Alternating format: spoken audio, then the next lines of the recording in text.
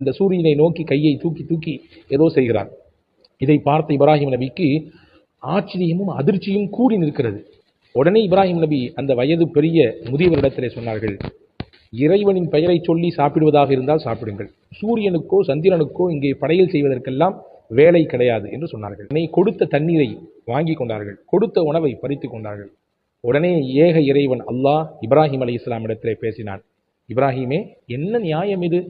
இத்தனை ஆண்டு காலங்கள் அந்த வயது முதிர்ந்த பெரியவர் தன்னுடைய வாழ்நாள் முழுக்க என்னை அவர் அழைத்ததே இல்லை, என்னை கூப்பிட்டதே இல்லை. எப்பொழுதும் அவர் சாப்பிட துவங்கினாலும் எந்த காரியத்தை செய்ய தொடங்கினாலும் சூரியனை நினைத்துத்தான், சூரியனை வணங்கித்தான் அவர் காரியத்தை துவங்குகிறார்.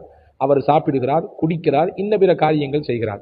ஆனால் ஒரு நாள் கூட அந்த மனிதரை நான் பட்டினி போட்டதில்லையே, ஒரு நாள் கூட கோபத்திலே அவருக்கு நான் தண்ணீர் கொடுக்க மாட்டேன், இன்ன பிற விஷயங்கள் தரமாட்டேன் என்று சொன்னதில்லையே.